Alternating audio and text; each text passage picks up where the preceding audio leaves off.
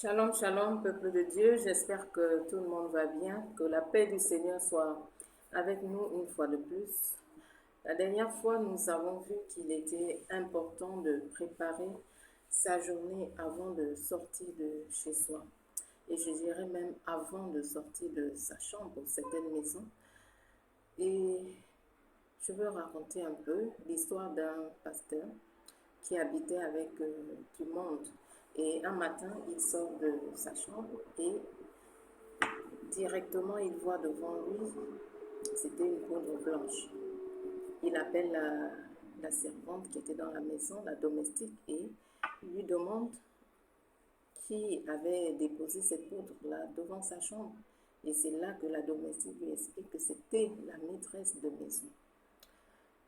Pour dire que parfois, même pour sortir de sa chambre, avant de le faire, nous devons préparer la journée, nous devons prier. Certaines prennent ça comme la doctrine de la peur. Non, c'est la doctrine de quoi? La vigilance et la prudence. Nous ne devons pas marcher sur cette terre comme si, bon, tout le monde est bien, tout le monde est gentil, tout le monde nous aime et tout le monde veut notre bien. Ce n'est pas toujours comme cela. Et si nous faisons partie de l'armée de Dieu, nous ne pouvons pas déjà commencer la journée sans avoir pris des directives du chef de l'armée. Nous devons avoir des directives du chef, avoir des directives de notre boss avant de pouvoir nous lancer dans les activités de la journée. C'est très important. Je disais donc, j'espère que j'ai réussi à convaincre au moins une personne à pouvoir sortir, à prier, préparer sa journée avant de faire face à toutes les activités de la journée. Soyons vigilants. Aujourd'hui, nous allons voir qu'il faut aussi préparer sa nuit. Nous préparons la journée, nous la commençons avec Dieu.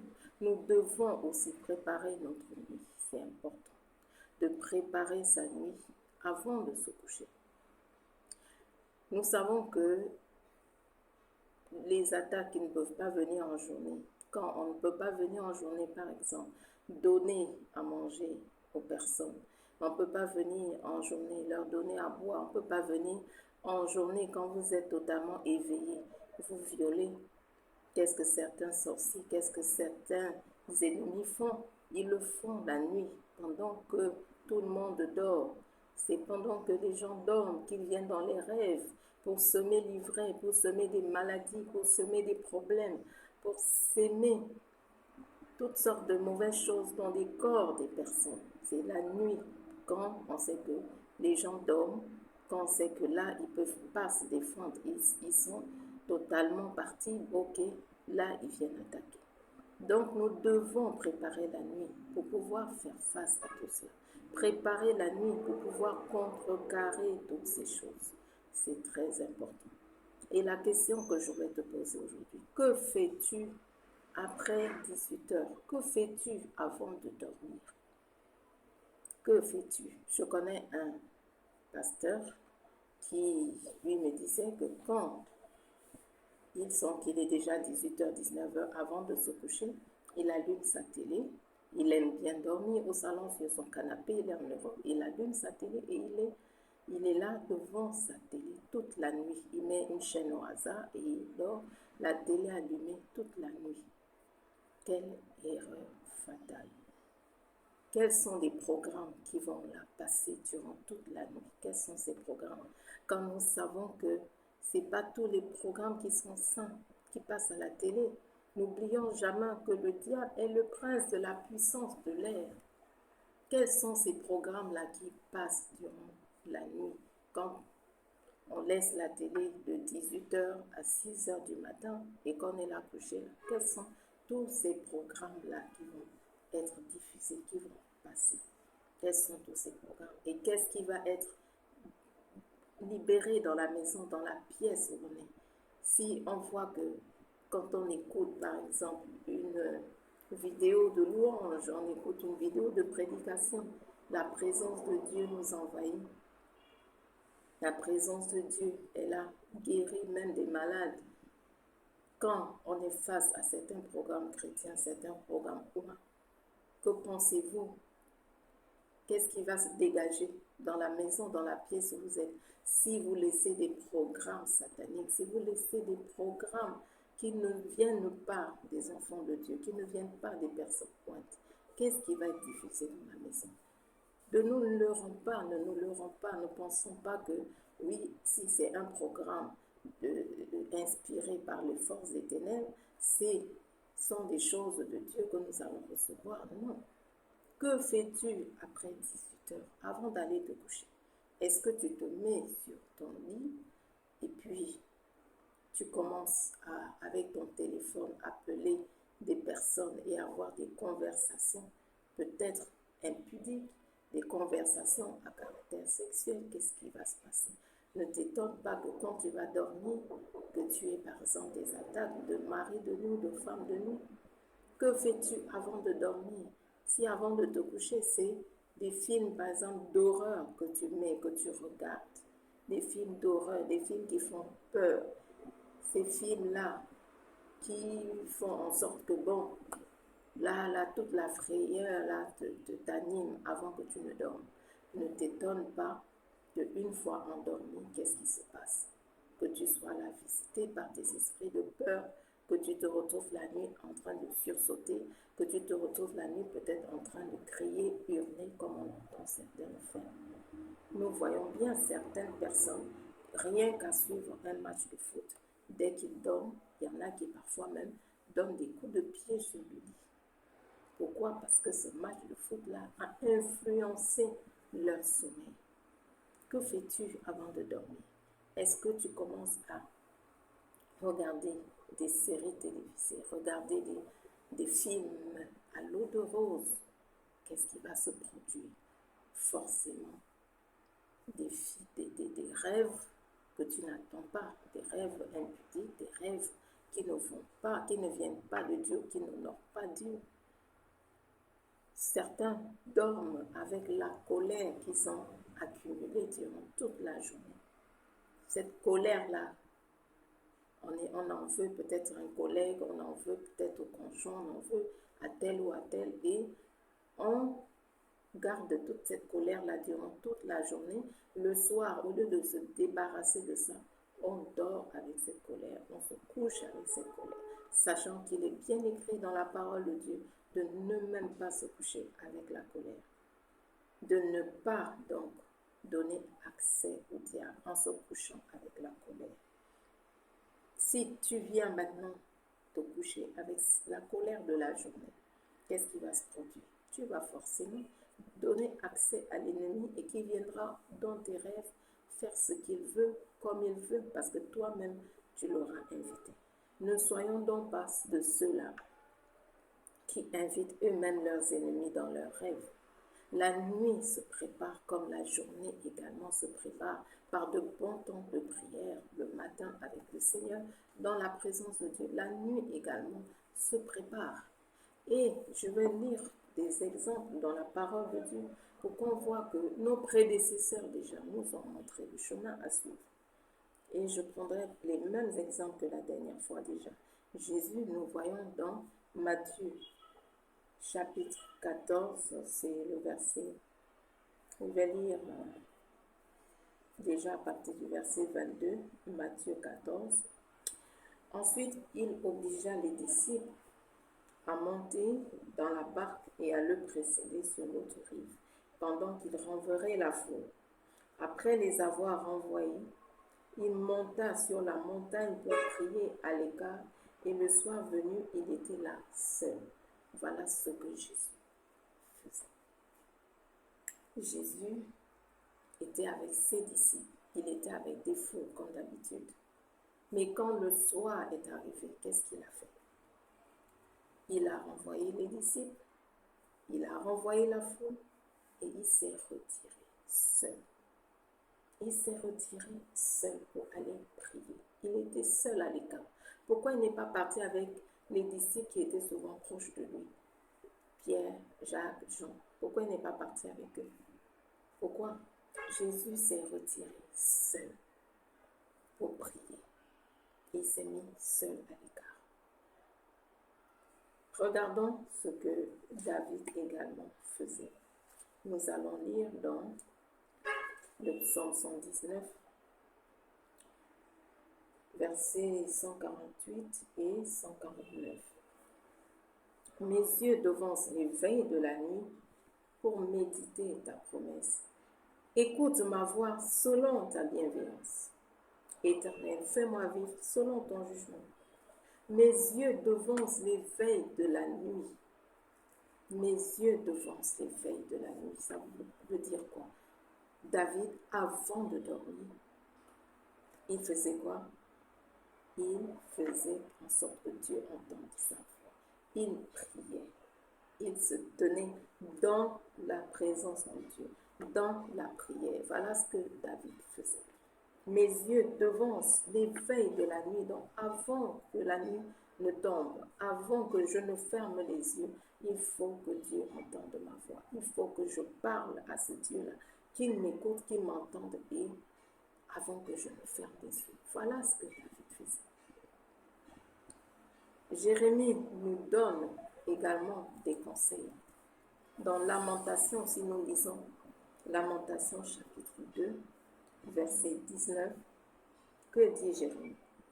Lève-toi, lance une clameur au début des veilles de la nuit. Répands ton cœur comme de l'eau devant la face du Seigneur. Lève-toi, lance une clameur au début des veilles de la nuit. Répands ton cœur comme de l'eau. Oui, avant les veilles de la nuit. Répands ton cœur comme de l'eau devant le Seigneur. Que Dieu entende ta voix. Que Dieu sache que tu es là, que tu existes, que tu reconnais qu'il est ton Dieu. Que fais-tu avant de dormir? Sais-tu que ce que tu fais avant de te coucher là, c'est capital? Ça détermine si tu vas avoir une bonne nuit ou pas. De la même façon que sur le plan naturel, qu'est-ce qu'on dit? Pour bien dormir, il ne faut pas se boire frais, il ne faut pas trop manger, il ne faut pas manger certains types de repas. Si tu manges par exemple du foufou, des choses aussi grasses comme ça, avant de dormir, qu'est-ce qui va se produire? Parce que tu n'auras pas bien digéré. Tu ne vas pas pouvoir bien dormir. Parce que l'estomac sera trop plein. Et qu'est-ce qui va se produire? Si l'estomac est plein, si tu n'as pas encore digéré, qu'est-ce qui se produit? Forcément, ton sommeil sera troublé. Si sur le plan naturel, il y a des choses qu'on peut faire, des choses qu'on ne peut pas faire avant de se coucher, sur le plan spirituel, il y a des choses également qu'on peut faire, des choses qu'on ne peut pas faire. Certaines personnes se retrouvent, avant de se coucher, à faire des choses incroyables. Se livrent parfois à des vidéos, regarde d'abord des vidéos à caractère sexuel, se livre à la masturbation. Est-ce que vous savez que tout ça, Dieu n'a créé pas?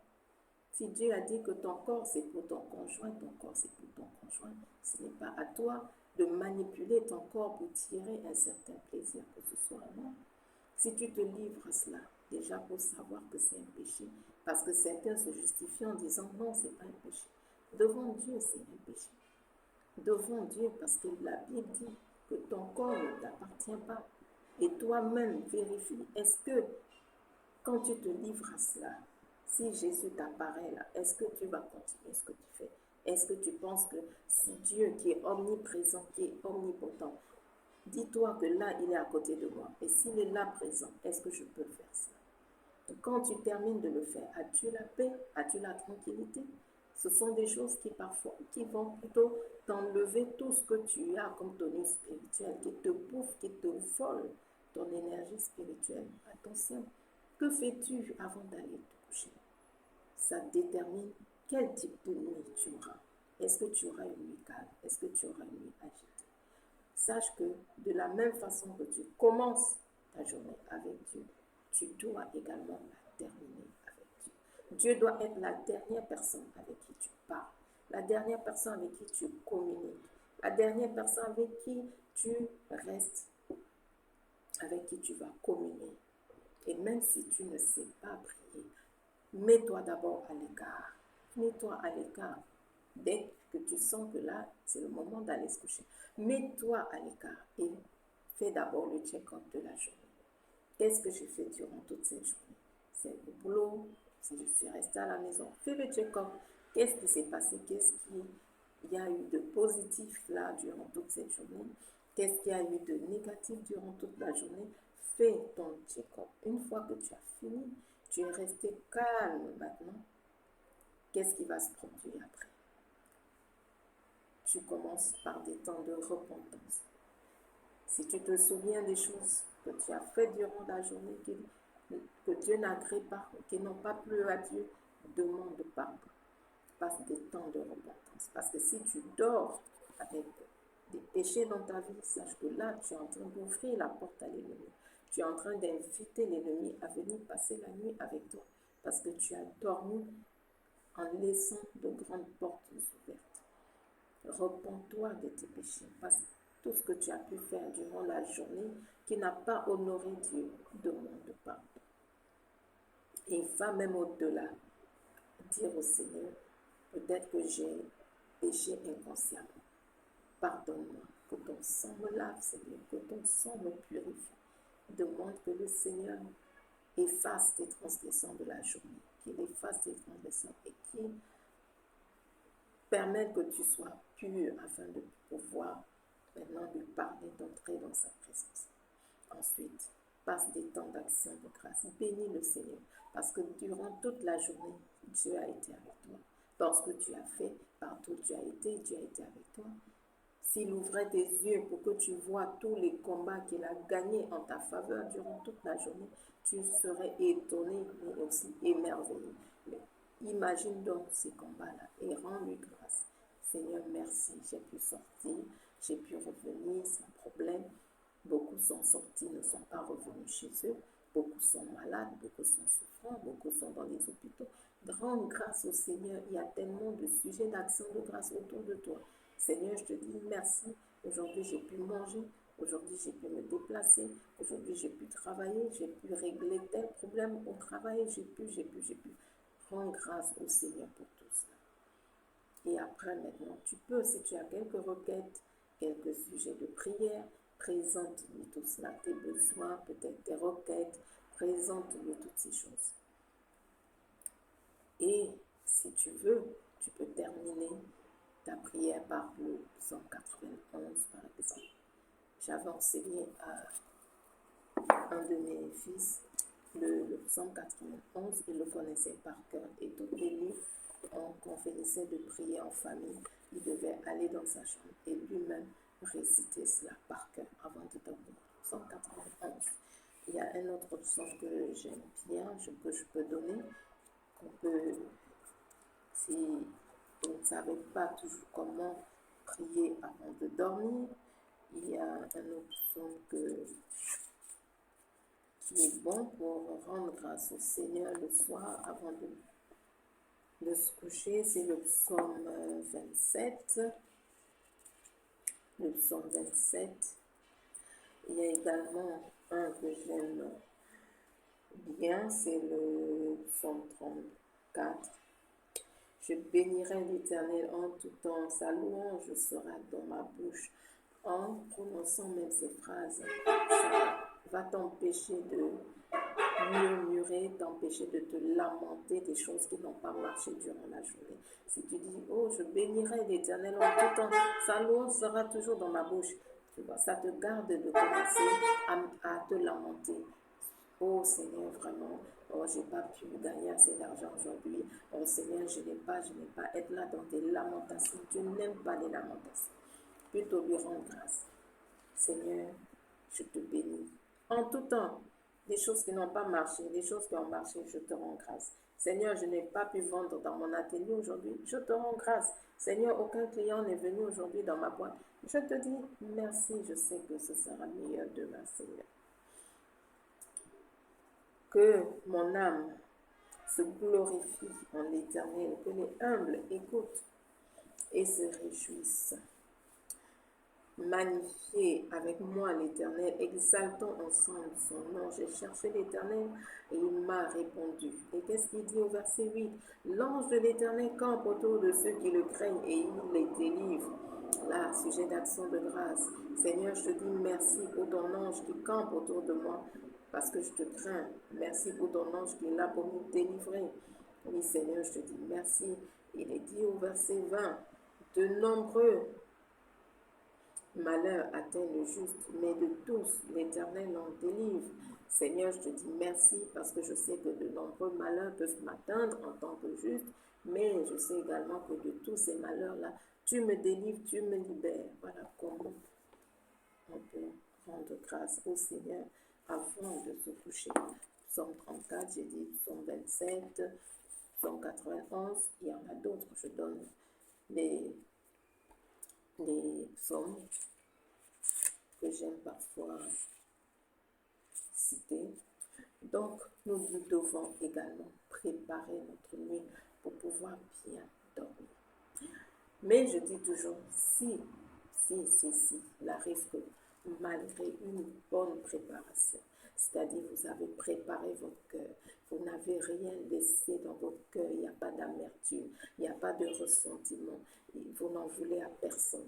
Vous avez pardonné à tous ceux qui vous ont offensé durant la journée.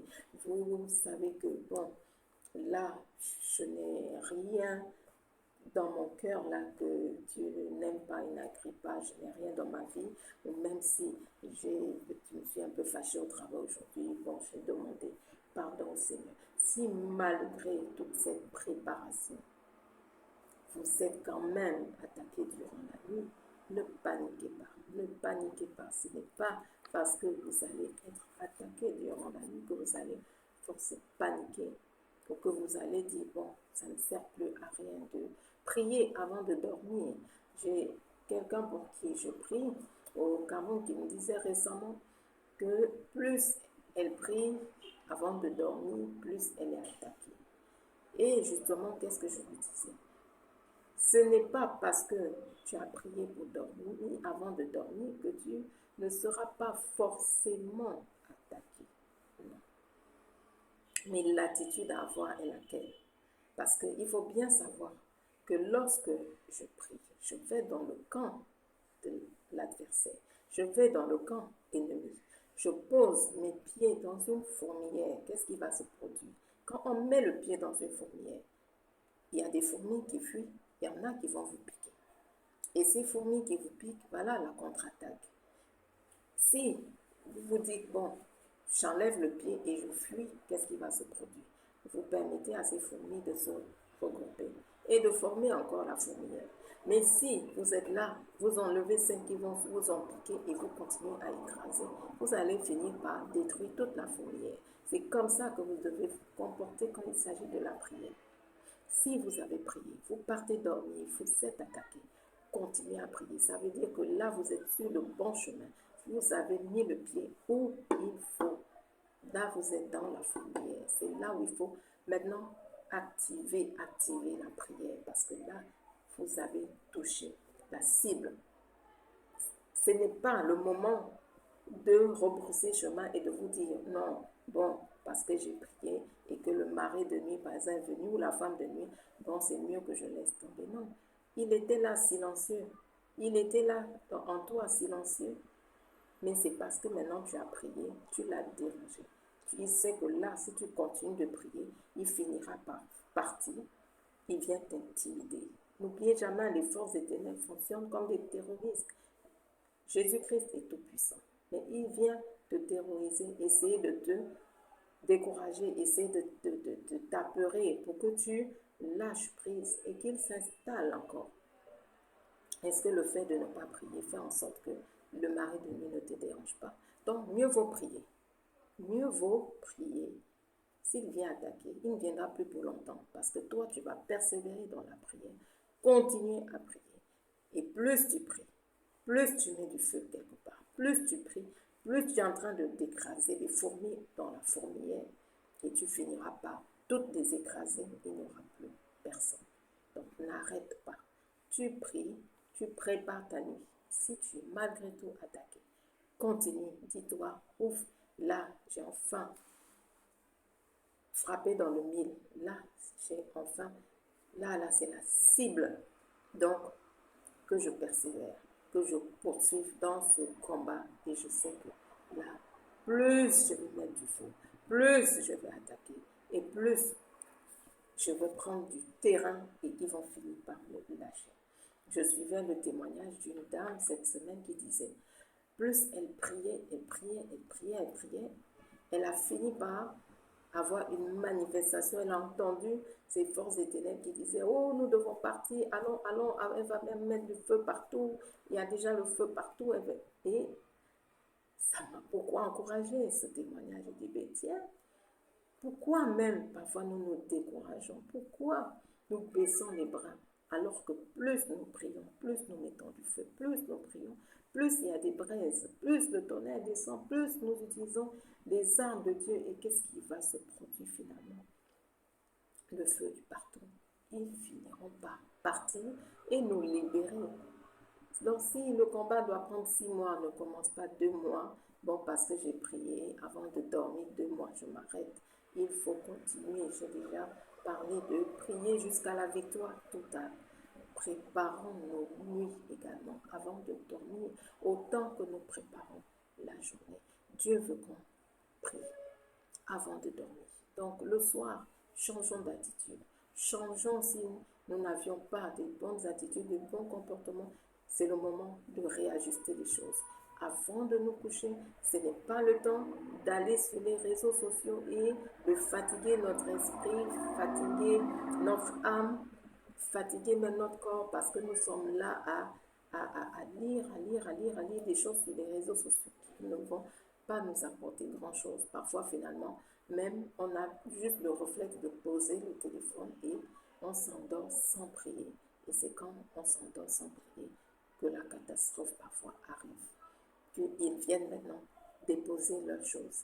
Ils viennent déposer des maladies, ils viennent déposer des problèmes, ils viennent déposer des situations, ils viennent déposer des choses qui vont encore nous prendre du temps à déraciner. Non, au contraire, préparons nos nuits pour une nuit paisible, pour une nuit calme. Restons à l'écart, prions, cherchons Dieu, restons dans sa présence, prions afin que nos nuits puissent être bénies, nos nuits puissent être des nuits où l'ange de l'Éternel campe tout autour de nous et nous garde de tout danger, afin que, comme il est dit au psaume 91, je vais nous laisser avec ce verset, comme il est dit au psaume 91, tu ne craindras ni la terreur de la nuit. La dernière fois, on a lu qu'on ne craindra pas la flèche qui vole le jour. Aujourd'hui, on lit la première phrase, on n'a pas à craindre la terreur de la nuit. Mais pour ne pas subir cette terreur de la nuit, nous devons donc habiter sous l'abri du Très-Haut, reposer à l'ombre du Tout-Puissant, en allant devant Dieu, dans la prière, terminer la journée avec le Seigneur. Soyons bénis, mettons cela en pratique. Et nous aurons pas seulement des journées bénies, mais également des nuits bénies, comblées de la présence de Dieu, avec des anges qui nous enverront de partout, qui nous gardent et qui nous donnent la victoire en tout. Shalom, que Dieu nous bénisse.